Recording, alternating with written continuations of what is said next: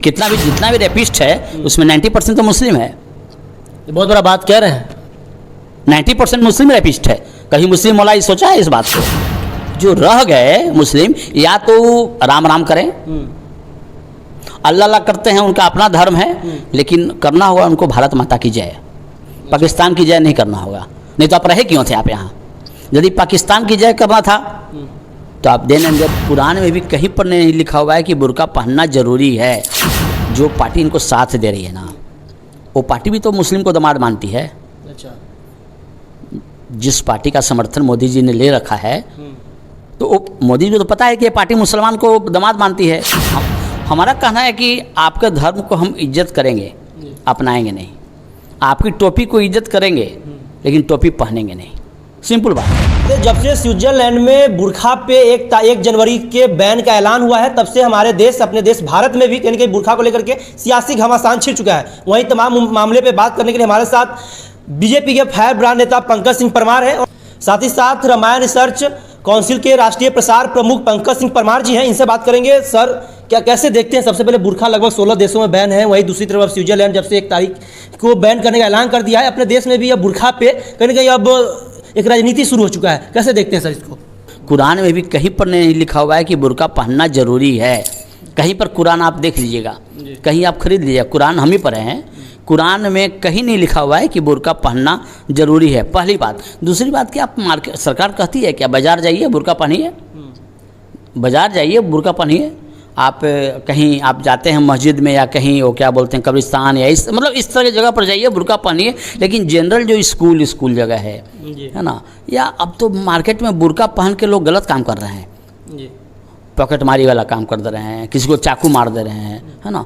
तो अब इस दृष्टिकोण से बुर्का बंद होना चाहिए। एक दूसरा सवाल ये भी है कि हिंदू जो बच्चियां होती है जो स्कूल जाते हैं, वो कहीं न कहीं स्कूल ड्रेस में अगर नहीं स्कूल जाते हैं, पटने में कई ऐसे कॉलेज है जो इनको फिर एंट्री नहीं दिया जाता है। वहीं अगर मुसलमान बच्चे हैं, बच्चियां हैं जो बुर्खा पहन के जाती है, फिर भी उनको स्कूल ड्रेस नहीं पहनती है, फिर भी उसको अंदर इजाज़त दे दिया जाता है जाने के लिए। उसको फिर क्या कुछ कहेंगे? कि ये भी कहीं एक मतभेद होना शुरू हो चुका है। फिर मतभेद नहीं है, इंडिया गठबंधन का नतीजा है।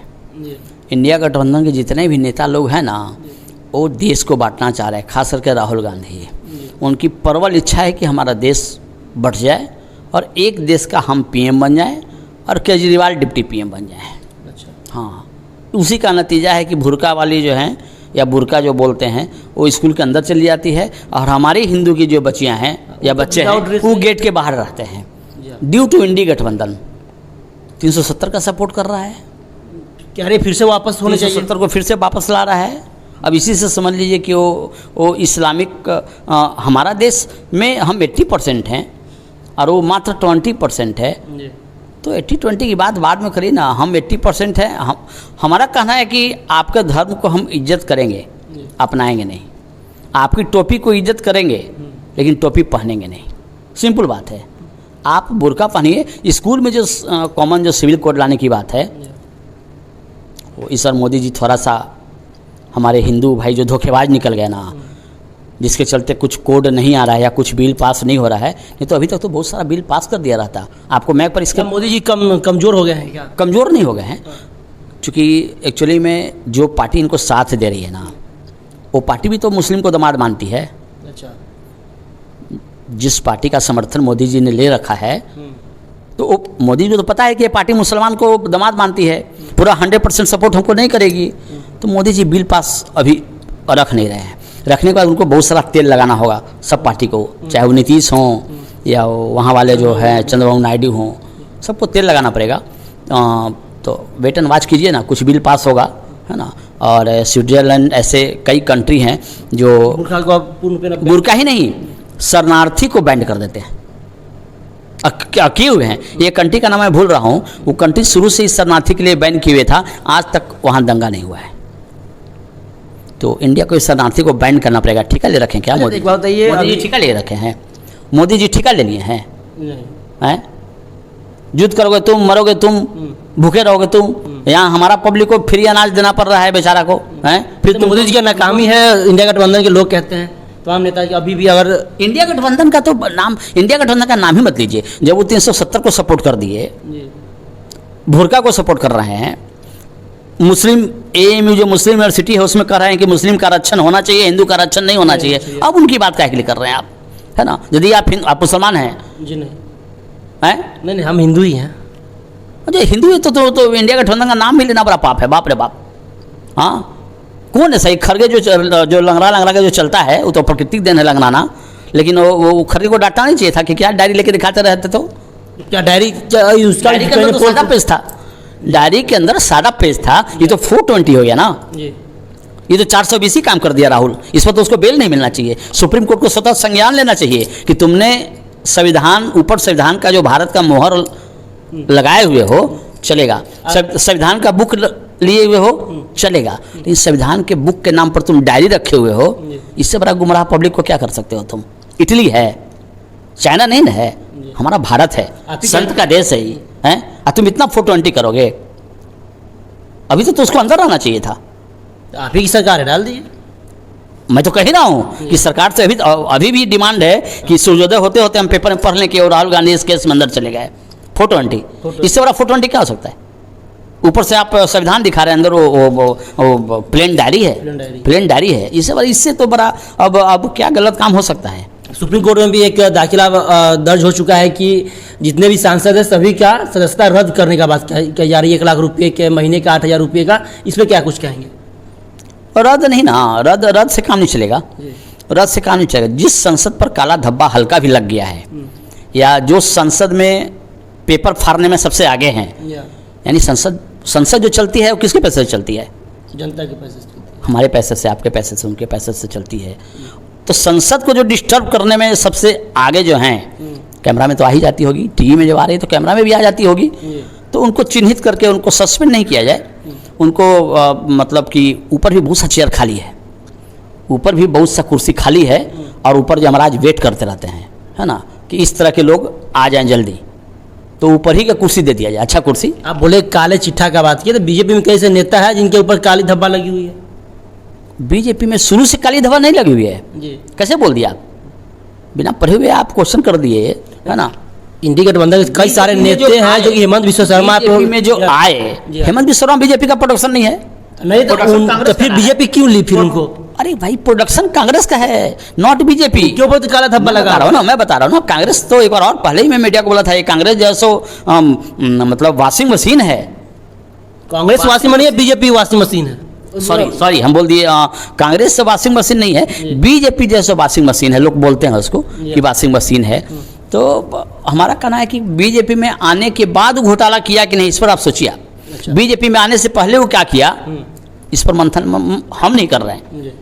हेमंत विश्व शर्मा कांग्रेस में था, वो क्या किया नहीं किया उससे क्या मतलब है? बीजेपी में आने के बाद क्या कर रहा है? बीजेपी में आने के बाद यदि कोई घोटाला किया है, आप नाम बताइए उसका।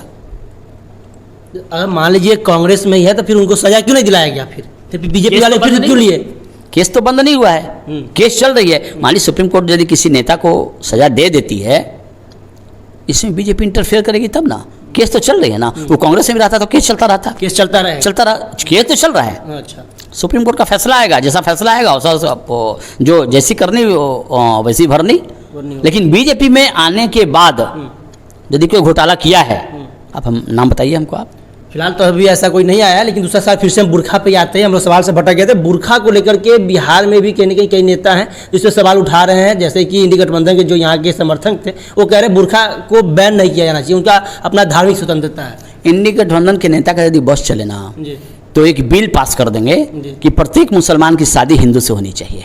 अच्छा, उनका यदि बस चले तो एक बिल पास कर देंगे पार्लियामेंट में कि प्रत्येक मुस्लिम लड़के की शादी हिंदू लड़की से शादी होगी तो मान्यता मिलेगी, अदरवाइज मानता नहीं। यहाँ तक बिल पास कर देंगे वो, यानी मस्ट कर देंगे प्रत्येक मुसलमान को हिंदू लड़की से शादी करना है, और सरकार जबरदस्ती करवाएगी, है ना। इंडिया गठबंधन का तो नाम लेते ही आपका माइक भी गंदा होता होगा, है ना, हमारा घर का आबो हवा गंदा हो जाता होगा। तो वो तो उसकी बात ही छोड़ती है। हमारा कहना है कि इंडिया का जो बंटवारा हुआ था ना, आप लोग क्यों रह गए थे इंडिया में? भाई भाई का बंटवारा होता है, तो उनका भी इंडिया था ना, उनके भी बाप दादा जो है तो वो भी लड़े थे इन आज़ादी की लड़ाई को लेकर। तो हमारा हिंदू वहाँ कहाँ 1% चलाया? पाकिस्तान में हमारे पास हिंदू 1% आ गया है, उसमें हिंदू 32% था, अब 1% पर आ गए। और तुम जो है सो मान लीजिए 30 से तब 60 पहुँच गए तुम इंडिया का बंटवारा हुआ था धर्म के आधार पर। जी।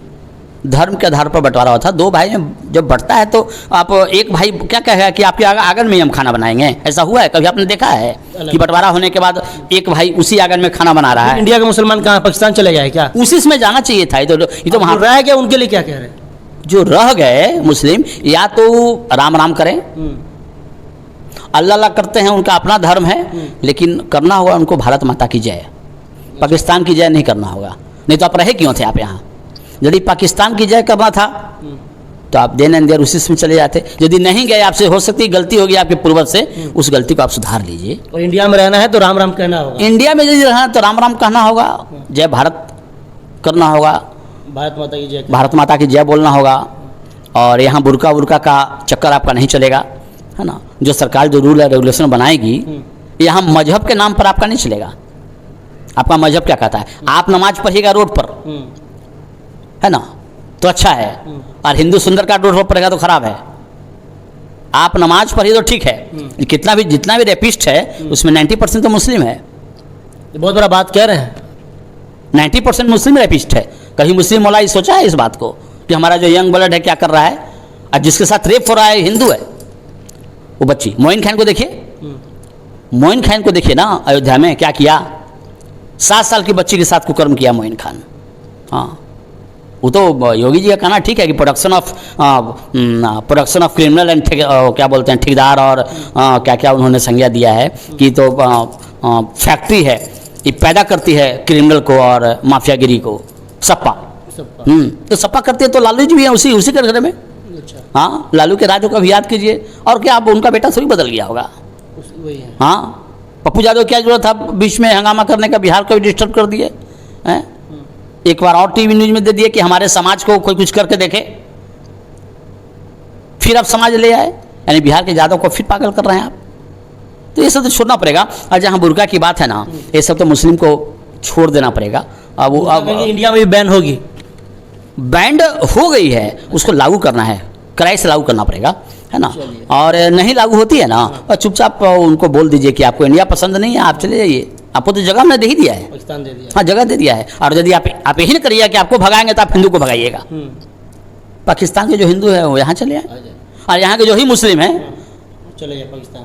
हम तो वहाँ जो कह रहे हैं कि भाई यहाँ काफ़ी दिक्कत है, आपको बुर्का नहीं पहनने दिया जा रहा है, आपको ठीक से आप अपना त्यौहार नहीं मना पाते हैं, हिंदू काफ़ी आताताई हो गई है, हिंदू काफ़ी दंगाई हो गई है। तो आप से हाथ जोड़ के हम गुजारिश करें कि आप पाकिस्तान चले जाइए। चलिए, तो हमारे साथ बीजेपी बिहार बीजेपी के फायरब्रांड नेता पंकज सिंह परमार थे। और साफ तौर पे कहना है कि बुर्खा का जितने भी मुसलमान समुदाय के लोग विरोध करते हैं वो चुपचाप पाकिस्तान चले जाए, और अगर पाकिस्तान नहीं जा रहे हैं तो चुपचाप बुर्खा को एक्सेप्ट कर ले। उनका जो है बिल लगभग पास होने वाली है, कुछ ही दिनों में होगी। बाकी आपका क्या कुछ रहा है बुर्खा को लेकर के, जो कमेंट बॉक्स के माध्यम से बताइएगा। धन्यवाद।